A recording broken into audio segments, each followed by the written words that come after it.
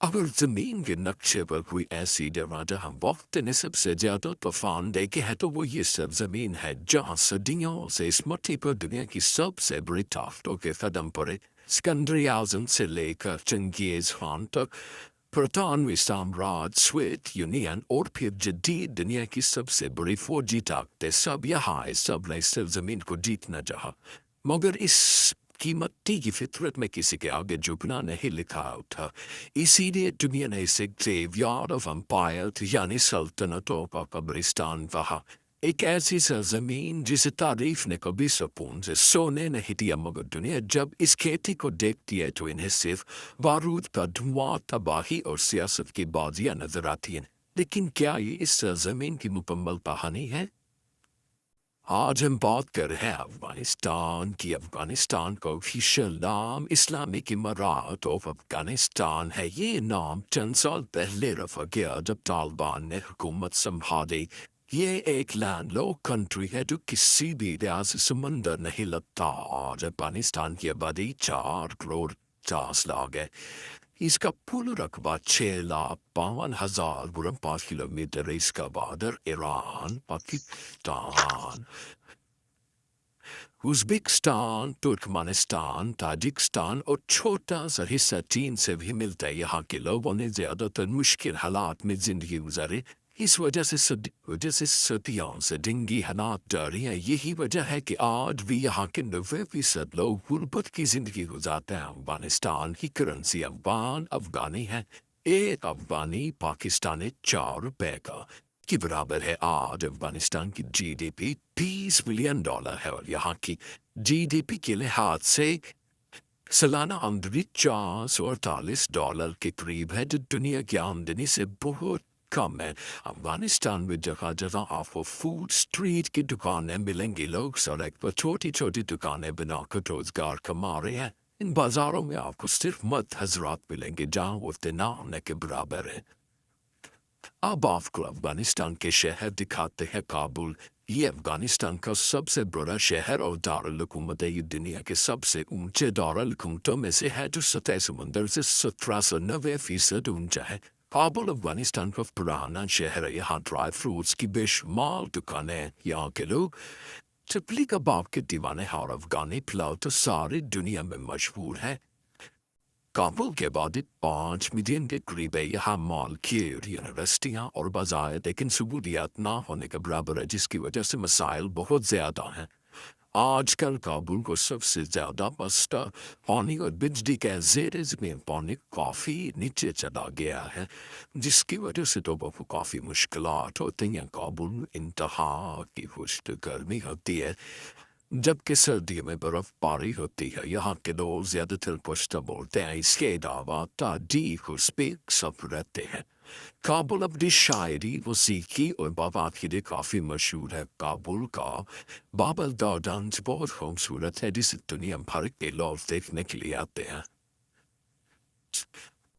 کندھار دوسرا بڑا شہر ہے. یہ ہزاروں سال پرانا شہر ہے. کندھار کے اناج دنیا بھر میں مشہور ہیں، جو ذائقے لحاظ کے لحاظ سے بہت عمدہ ہیں اور دنیا بھر میں ایکسپورٹ کیے جاتے ہیں.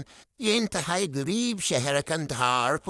پشتون ثقافت کا دل کہا جاتا ہے. بجلی اور پانی کا مسئلہ بے شمار ہے. کندھار کا موسم زیادہ تر خشک ہوتا ہے. گرمیوں میں 40 ڈگری تک چلا جاتا ہے. یہاں بھی پانی کا مسئلہ شدید بحران اختیار کرتا جا رہا ہے. اس کی کل آبادی 7 لاکھ کے قریب ہے. یہاں کے کھانے کے لیے بہت مشہور ہے. کندھار کے لوگ نہایت مہمان نواز ہیں. آج بھی یہ لوگ اپنی تہذیب اور ثقافت کے قائل ہیں.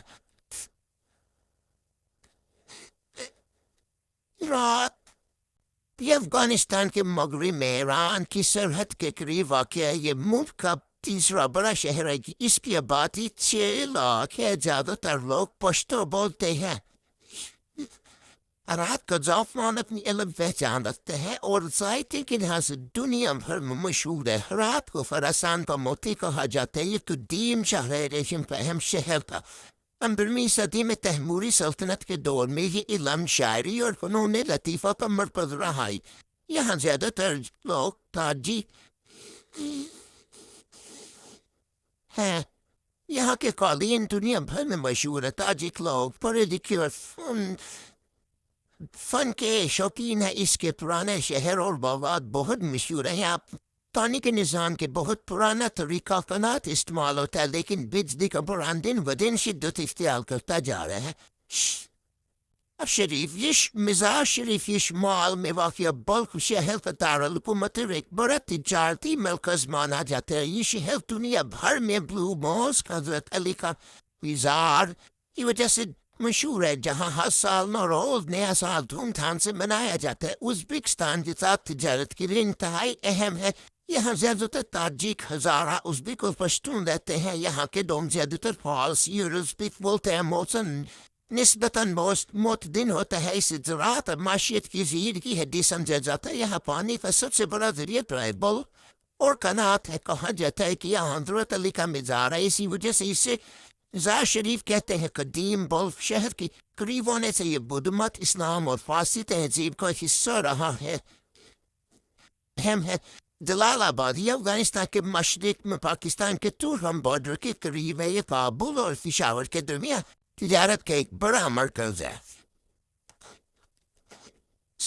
یہ اپنے گرم موسم اور سبز و شاداب باغات کی وجہ سے دنیا بھر میں مانا اور جانا جاتا ہے. یہاں کے مالٹوں کا اس شہر کو 16ویں صدی میں مغل بادشاہ جلال الدین اکبر نے بسایا تھا، جس کی وجہ سے اس کا نام جلال الدین پڑا. یہاں زیادہ تر پشتو رہتے ہیں اور پشتو بولتے ہیں. Ilo پلاو، منتو، آشک، قابل قورمہ، چپلی کباب شوق سے کھاتے ہیں. اس کے علاوہ شیر خورما، پیرنی اور افغانی نان بہت زیادہ مشہور ہے. یہ نان اتنے بڑے ہوتے ہیں کہ 2 لوگ آسانی سے ایک نان ختم کر سکتے ہیں.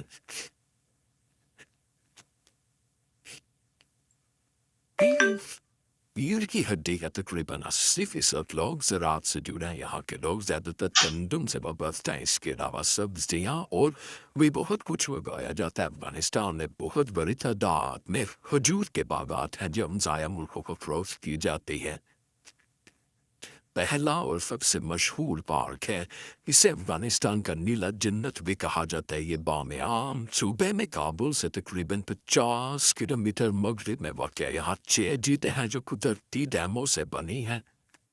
پودینہ بند، پنیر، حیدر، غلامان اور کمبر بند شامل ہے. ان جھیلوں میں بے شمار معدنیات ہیں جس کی وجہ سے اس کا پانی گہرا نیلا دکھائی دیتا ہے. اگر افغانستان میں صحت بحال ہو جائے تو یہ سیاحوں کی جانب کے سب سے خوبصورت جگہ ہے. حضرت علی کرم اللہ وجہ کا روزہ، جسے روزہ شریف یا نیلی مسجد کے نام سے دنیا بھر میں جانا جاتا ہے، یہ افغانستان کے صوبے بلخ کے دارالحکومت مزار شریف میں واقع ہے. اسی لیے اسے مزار شریف کہا جاتا ہے. ہر سال نوروز یعنی نیا سال دھوم دھام سے منایا جاتا ہے. اس کے علاوہ اس موقع پر مختلف کھیل کھیلے جاتے ہیں، گانے اور بازار بھی رکھتے ہیں. یہ قلعہ اختیار الدین ہرات کے بیچوں بیچ ایک بلند ٹیلے پر بنا ہے. یہ قلعہ سکندر اعظم کے دور کا شاہکار ہے جسے آج بھی دیکھنے والے داد دیتے ہیں. اسے افغانستان کا زندہ عجائب گھر بھی کہا جاتا ہے. یہ 25 سالہ تاریخ کا گواہ ہے. ہرات کی جامع مسجد افغانستان کی سب سے خوبصورت اور تاریخی مساجد میں سے ایک ہے. اسے فیروزی، سبز اور سنہری ٹائلوں سے سجایا گیا ہے جس کی وجہ سے اسے چھوٹا اصفہان بھی کہتے ہیں. اس کی دیواروں پر قرآنی آیات اور تیموری خطاطی کے شاندار نمونے کندائیں. اس کے چاروں طرف حجرے بنائے گئے ہیں. بدھ مجسمے افغانستان کی تاریخ اور ثقافت کی سب سے بڑی نشانی تھے. یہ مجسمے گندھارا دور میں بنائے گئے تھے. ان مجسموں کو یونیسکو ورلڈ ہیریٹیج سائٹ بھی کہتے ہیں. یہ نیلی جھیلوں کے قریب ہے، اس لیے سے ہمیشہ اس جگہ کو اہمیت دیتے ہیں. کو کابل کا تاج محل بھی کہا جاتا ہے. یہ باغ مغلیہ سلطنت کے پہلے بادشاہ ظہیر الدین بابر نے بنوایا تھا. یہاں سے پورے کابل شہر اور پہاڑوں کا منظر نظر آتا ہے. خواہش بھی یہی تھی کہ اسے کابل میں دفنایا جائے.